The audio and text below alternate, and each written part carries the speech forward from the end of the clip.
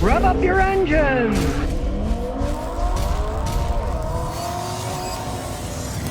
Well, if you remember, the Chevy Bolt had to recall all their cars for batteries and software. Guess what?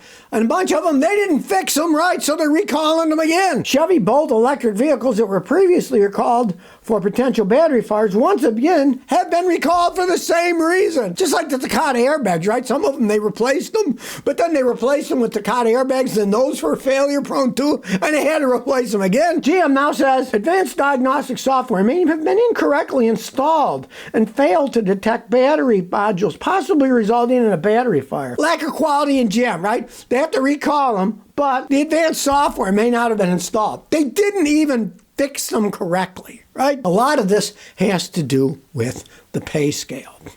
It doesn't matter what baloney they throw you. The people that make money at the GM dealers are the sales guys and the service managers. The actual mechanics don't get paid that much. They keep lowering the pay that they get. A lot of them just leave en masse because they found out that, hey, they can make better money somewhere else. I knew a guy in Houston. He had been a mechanic for him, and they kept lowering his pay so much. Finally, he quit.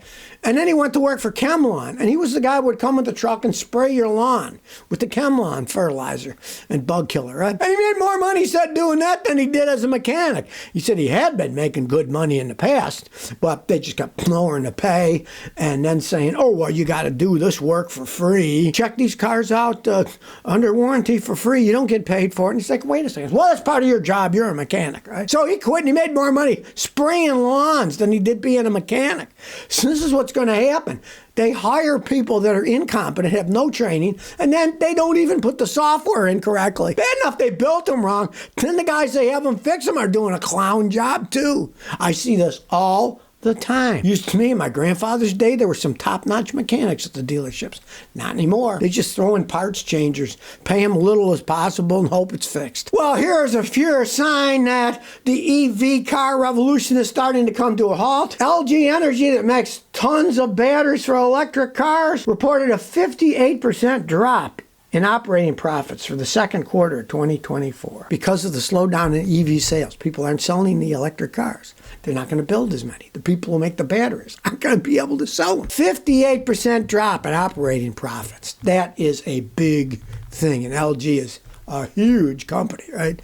They're taking that kind of a loss. That shows. People worldwide are like electric cars. And here is an even deeper analysis. Listen to this. This news came a day after another South Korean battery maker, SK On, declared an emergency after 10 consecutive quarters of losses stemming from trends in EV demands. 10 consecutive quarter losses. This is going through. People are not buying electric cars. And these aren't small companies, like I said. LG Energy is the world's third largest EV battery manufacturer, and SK On is the fourth largest battery manufacturer in the world. These are big guys. These aren't startup companies. Looks like the Chinese are planning something sneaky. BYD wants to break into America and build cheap electric cars. They make one for $14,000 now. Building them in Hungary and Mexico. Now, see, there's a trade agreement between the United States and Mexico. So if the Chinese had factories in Mexico, they couldn't say, well, we're going to put a big tariff on your Chinese cars made in Mexico. That's why the American car manufacturers are building a bunch of stuff in Mexico. It's cheaper to build them there. They can bring them in the United States with no tariffs. Well, guess what? The Chinese are going to try to take advantage of the same thing that the swinish American manufacturers have been doing for decades now. Build them in Mexico cheaper. Don't lower the price of the car any. They're still more expensive than they ever were. The average car is now over $45,000. They didn't pass the savings on to us consumers. They just made them cheaper and put more money in their own pockets, right? Well, now the Chinese are trying to chime in with the same game. Building electric cars in Mexico. They haven't built any yet, but they're planning on making factories to build them. And of course, they're trying to get in the Europeans too. The Europeans have a tariff by building them in Hungary, part of their market. Then they'll say, these are built in Europe. You can't put a tariff on us, right? The Japanese did that ages ago. Why do you think there's so many factories in the United States that make Japanese cars? Honda was the first gigantic mechanic one by building tons of them in Ohio. They've made millions and millions of them in Ohio, and they do a pretty good job. And of course, no tariffs on Hondas made in the United States. They're made here, right? Well, the Chinese are trying to cash in on it now by using Mexico, and for Europe by using Hungary to build the electric cars. Now, they say they're starting small. The report said maybe they're going to plan on building 150,000 BYDs a year in Mexico. But things start small and work their way up, right? If they become popular. Now, this is something that to me makes ultimate sense because, one, they're smaller electric cars, and those might become popular. The big ones, as we can see, are already failures. If they can make smaller ones with big enough range, people could have them as a second car, drive them around suburbia, wherever, or in the inner city, and not worry about giant, long-distance traveling electric cars. Maybe killing two birds with one stone.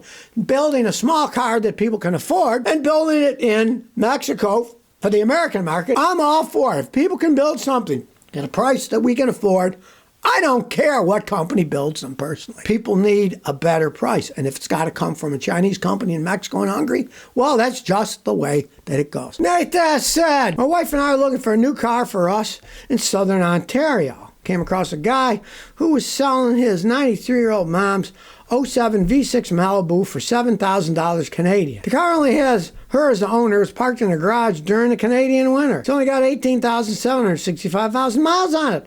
Car looks great. Now, should I buy it? We may potentially use it to drive from Canada to Fort Worth and back to see family. All right, here's the problem. 17-year-old GM car. They're not the greatest cars in the world, but it's such low mileage. And she kept it in the garage in the winter, and it doesn't have any rust. It could be a decent car. Have a mechanic like me check it out to make sure. I know Canadian money's worth less than American money, so you're getting it for what? I don't know, $5,000 something dollars. I'd say it'd be a worthwhile gamble if a mechanic says it's okay. You want a mechanic to look at it first. Because what are you going to get for that kind of money these days, right? Now, I try to offer a little bit less. Say, look, I got no guarantees. It's a 17-year-old car. Low mileage, low mileage. The rubber will be all rotten and everything, and you'd have to replace it. The tires would be rotten. The cooling system rubber would be rotten. The seals in the engine and transmission would be rotten for not being used much. So you don't want to pay too much. I try to offer less. But before you do anything, have a mechanic check out. He might look at it and say, hey, this thing, geez, everything's going to leak. It's got problems electronically. If he scans it, says, look at all the electronic problems. Then I'd walk away. Captain says, I rodents eating my bumper. My wife and I took a trip out in the country, and when we got back, we found our 2023 Crosstrek in this condition. We live in central Illinois. We live where dogs aren't allowed, so we're thinking some wild rodent or raccoon did it. You can see it's all chewed up down here. Lots of animals, for some reason, like chewing on the plastic bumpers because they're somewhat pliable. Kind of looks like a dog did it, but, I mean, if you have rather large rodents, they would have to reach up there to get it. Now, a raccoon could do something like that, too. I haven't personally ever seen raccoons do it, but some kind of animal has done that because it's repetitive. It's not like a rock hit it, because you're not going to get 8 billion rocks hitting that one part and then not next to it. That is something going, so, unless there's teething babies around where you are, I would assume a dog did it, or maybe a raccoon. Well, if you don't know it, Honda makes more motors than any other company in the world. They even make lawnmowers. Well, they made a one-off lawnmower. That's the fastest lawnmower in the world, and it can mow lawns too. You can check out this YouTube video, World's Fastest Lawnmower, and I drove it, Honda's mean mower. Honda decided to put a big Honda motorcycle engine in a lawnmower and see how fast it could go. Now, it goes 150 miles an hour. No lie. It's a picture of a guy driving it around, right? It would be insanity driving this thing. Why did Honda make it? Because they could. Can you imagine? One guy says, boy, I could really mow my lawn fast with this lawnmower, right? That'll show the craziness. Now, they only made one of these things. You couldn't buy them. The Honda just decided they were going to make a lawnmower that went 150 miles an hour. Now, there's lots of people that have added things onto lawnmowers. I've even seen some crazy people that hooked a V8 engine up to a lawnmower. But Honda actually made this one. So take it to the drag strip and then mow your lawn with it. It actually had a lawn mowing deck and blades on it, right? Now, it's got a 190 horsepower motorcycle engine in it. That wasn't enough for some people.